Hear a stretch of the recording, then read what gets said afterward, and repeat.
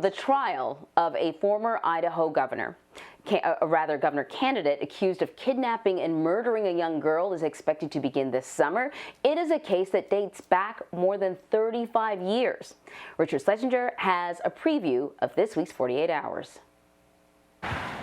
On July 23, 2019, a crew digging a pipeline near Greeley, Colorado, discovered what appeared to be human remains.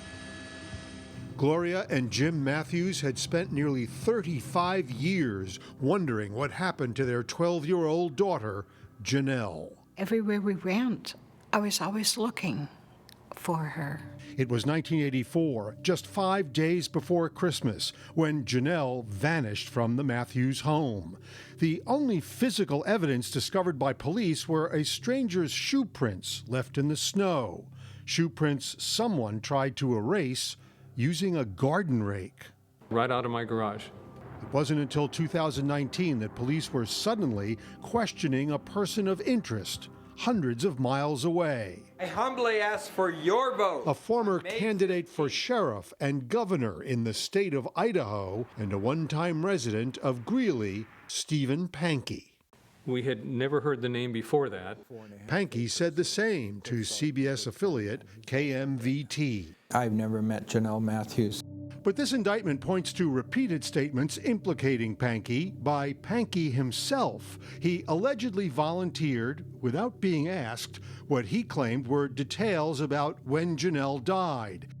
He told police not to give the family hope, and he drew up a list of persons of interest with his own name on it. He's a talkative guy, but he's not a murderer. Pankey's defense attorney, Anthony Viorst, says his client is a true crime fan who simply craves attention. Mr. Pankey wanted to be a person of interest. Mr. Pankey could have laid low, nobody would have ever charged him. Mr. Pankey loves the limelight. All right, Richard is joining us now. So you got me sort of shaking my head with the last bit there. So, Richard, what is the state's best evidence? Yes, you do. I'm sort of following along, and my heart is breaking for this family, and I can't imagine the anguish of a child, not even a little baby, a 12-year-old just disappearing without a trace. And then this last twist here. So what is the state's best evidence against Pankey? Is it his own words?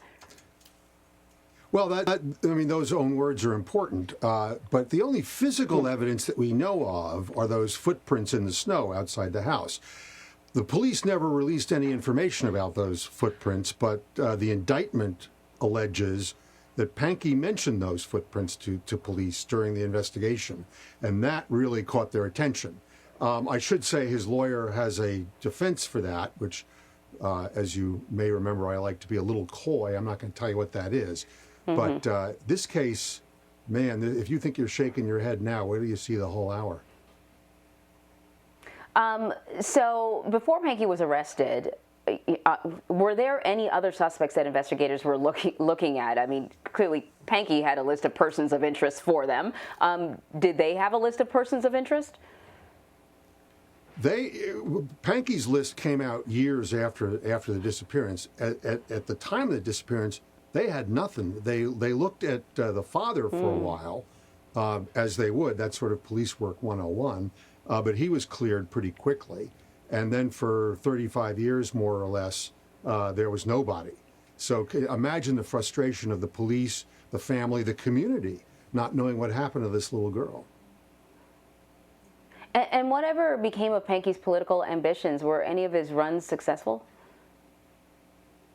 To say no would be to understate it. He never even came close. Let's leave it at that. He was very ambitious, though.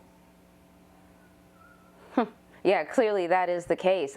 Richard, once again, it sounds fascinating, and I just feel always for the victims and their families, and it's so remarkable how they keep on fighting for their loved ones decades later. It's really something. Richard, thank you very much. Thank you. So you can see Richard's report, The Kidnapping of Janelle Matthews, on 48 Hours Saturday night at 10, 9 Central on CBS or Paramount Plus.